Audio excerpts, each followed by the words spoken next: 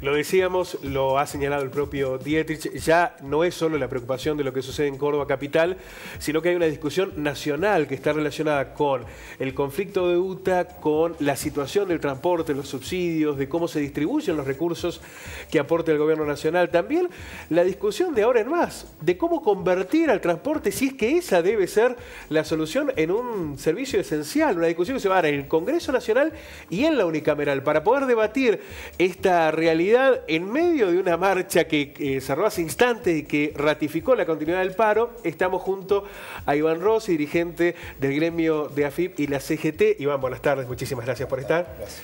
Y Sergio Benavides, titular de Habita. Sergio, buenas tardes. Gracias por invitar. Bueno, Iván, de tantos años de trayectoria en el gremialismo, situaciones como estas, ¿cómo se sale? ¿Cómo se logra encontrar? Porque aquí parece estar fallando todo, ¿no? Hay una interna gremial, hay intereses empresarios y subsidios y fondos que llegan de un lugar y otro, hay deficiencias políticas. ¿Cómo se resuelve? Bueno, parece que la cuestión de contexto de la conciliación obligatoria puede estar definiendo un poquito esto de que va a haber que encontrar una salida donde encauzar, digamos, legalmente la protesta. De todas maneras, y de esto seguramente Benavides está más en condiciones de poder exponer que de mi parte, pero bueno, el tema se ha complicado de más. O sea, está claro, 6 días de paro con muchos trabajadores en la protesta, hay al medio 70, 80 despidos, que es una situación muy delicada también. Como bien decís, al medio de una situación interna, que por ahí mejor él la puede exponer, con un Buenos Aires siempre definiendo la suerte para dónde van las cosas, ¿no es cierto? Y una realidad a lo mejor local, regional, que a lo mejor el gremio tiene sus argumentos de dónde puede estar la diferencia. Ahora, si continúa este conflicto, ¿se corre el riesgo de que ya no sea solo un conflicto de choferes y se convierta en una problemática? Hoy veíamos que la mayor columna, por ejemplo, es la de Surbac, que amenaza con no recolectar la basura si este conflicto sigue, digamos. ¿Que se puedan sumar otros eslabones a la cadena de conflicto? Y Magallanes, que es secretario general de la CGT, que está en Córdoba en este momento, conversé con él hace un momento y me dijo que sí, que había mucha participación del Surbac, que había alguna inquietud de que esto podía tal vez expandirse fuera de Córdoba. Siempre esperemos que no, pero bueno, hay una realidad latente que tiene que ver, vamos al punto, que es la cuestión salarial. Es una situación de poder adquisitivo del salario. O sea, acá, más allá de lo sectorial, hay una insuficiencia en este 21% otorgado en aumento, que además va en 3 veces de acá a fin de año y demás, que es insuficiente para el poder adquisitivo que ha perdido el asalariado en general del año pasado a esta parte. El año pasado, entre inflación, devaluación, tarifazo, se perdió un poder adquisitivo en el orden del 10% promedio, que este año no está en discusión de poder recuperarlo. Este año todas las discusiones de paritarias van proyectadas hacia el indicador de la inflación anual que desde el gobierno se insiste al 17, y escuchamos en muchos economistas que no son precisamente contrarios al gobierno, pero que sí están diciendo que se podría llegar arriba del 20, 22, hasta el 25 inclusive. Entonces esta puja de poder equiparar el salario en esta lucha paritaria de este año a la par de esa inflación que irá del 20 al 25, no contempla el recupero de la pérdida adquisitiva, del poder adquisitivo del año pasado, que fue de 10 puntos. Entonces esto hace a que el trabajador no la está pasando bien, no le alcanza el dinero, para hablarlo de manera sencilla. Usted cobra su salario y cuando hace el listado, cuando tiene que pagar la luz, cuando tiene que pagar el gas, cuando tiene que ir al supermercado, cuando tiene que pagar los impuestos, el revalúo inmobiliario de la provincia, entre otras cosas, el tema de la luz, que sabemos cómo viene, el gas y demás, bueno, claramente, usted va al supermercado, carga un changuito y que era lo mismo que el año pasado, no lo era, carga la mitad. Y eso hace de que se den estas tensiones entre lo que se reclama y lo que se otorga. O sea que el origen, más allá de lo sectorial, está en que la pérdida del poder adquisitivo ha sido importante el año pasado, sigue muy atrasada, y si seguimos en este rumbo, nosotros tenemos referencia en los gremios de que podríamos estar a finales de este año en un acumulativo del año anterior y del orden hasta del 15%, lo cual es mucho y preocupante. ¿Les pérdida de poder adquisitivo el 15%? Sí. Rosy, como gremialista, ¿qué piensa de esta idea, que no es nueva, de llevar al Congreso un proyecto que plantea el transporte como un servicio esencial? ¿Usted cree que tiene, bueno, el esquema de emergencia que se prestó hoy, ¿usted cree que esto atenta contra el derecho de huelga? ¿Dónde se posiciona usted? Lo que se vio hoy, la verdad que es lamentable. O sea, ver líneas de colectivo acompañados por patrulleros de la policía, motos, gendarmería, bueno, es una situación preocupante. Yo voy a decir, bueno, esperemos que no sea a más preocupante, pero ya no es buena la imagen, no está bueno que esté pasando eso. Con respecto a que sea un servicio esencial, bueno, será parte de la discusión, en la medida que los argumentos, los fundamentos tengan una mínima de sentido común, está en la discusión. Pero vuelvo al origen de la cuestión.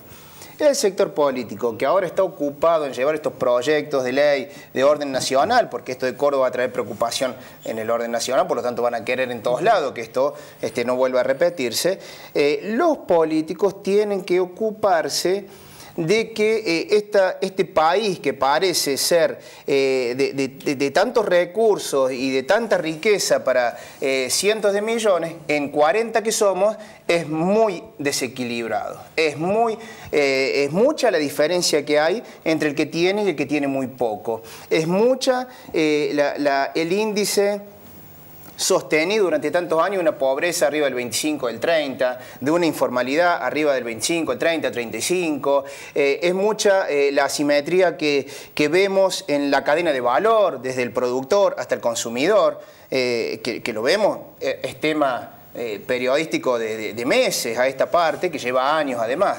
Eso, si no interviene el Estado, si no interviene la política que hay que reivindicar y que es la herramienta que puede ser una alternativa a ordenar esto, no lo va a hacer el libre mercado. Eso de que el mercado ordena por sí solo no ha sucedido ni en Argentina ni en ningún lugar del mundo. Es el Estado el que tiene que intervenir y es la política y el político el que tiene que contribuir a esto. Sergio, ¿por qué se llegó a esta instancia que parece de tanta intransigencia entre, más allá de las torpezas y de las circunstancias económicas y sociales que hemos descrito incluso aquí en esta mesa de debate?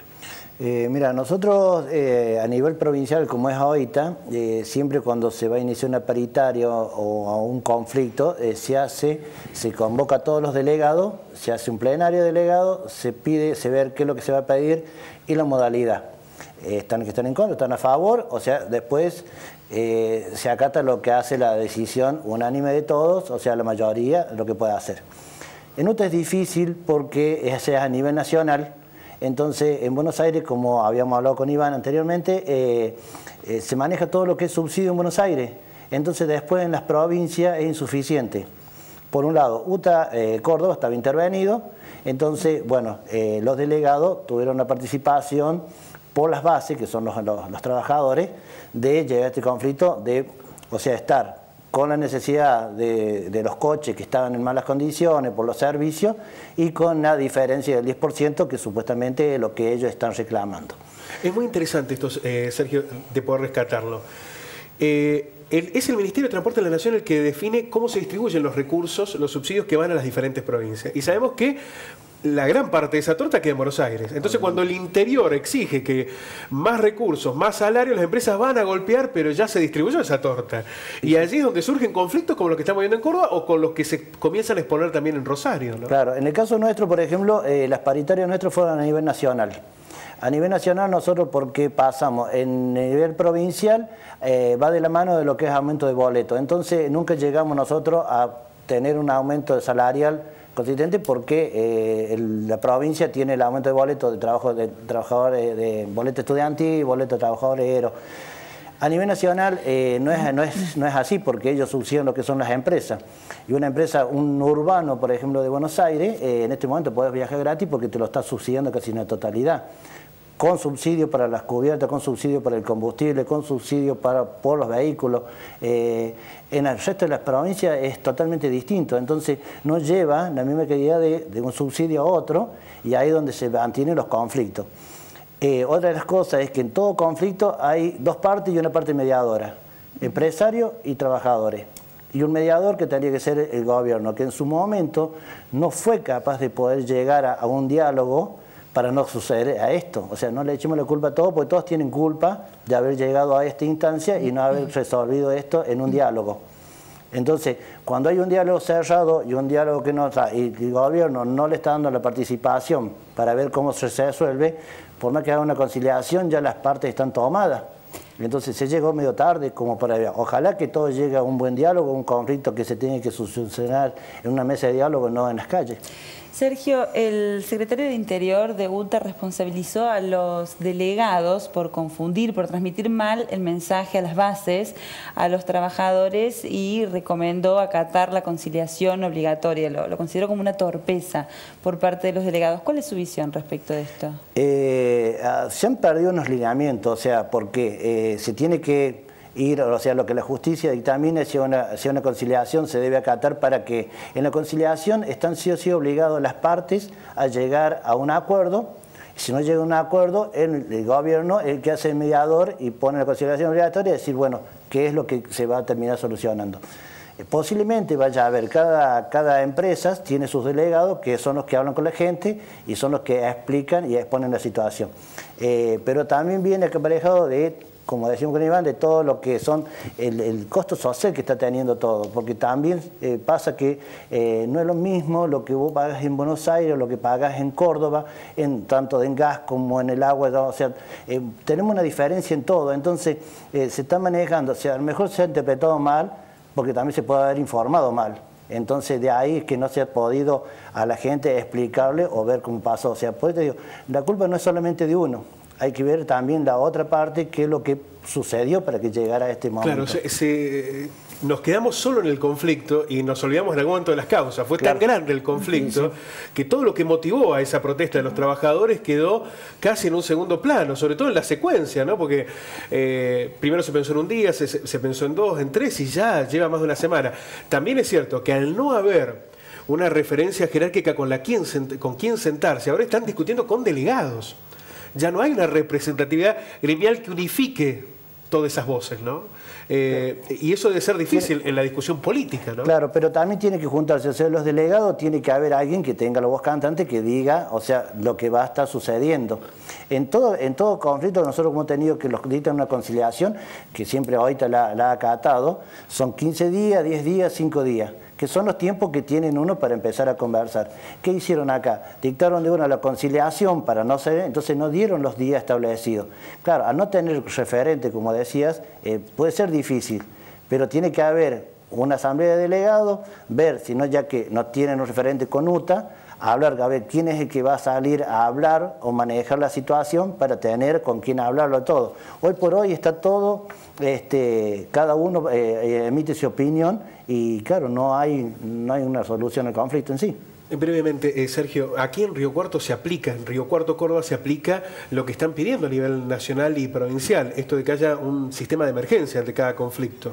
Es distinto porque acá hay socios que son de la empresa, entonces hay un marco regulatorio que lo tiene que complementar la empresa, que lo están haciendo con los dueños, porque nosotros, o sea, en el conflicto pero los trabajadores no son choferes, porque los trabajadores están al margen de eso. Entonces lo manejan los dueños y los hijos de los dueños, que en definitiva también siguen siendo dueños porque son hijos de dueños, entonces lo hacen al servicio de emergencia. Que yo siempre se lo he rescatado eso, que es en la única ciudad del país donde se hace este servicio de emergencia, por esa situación.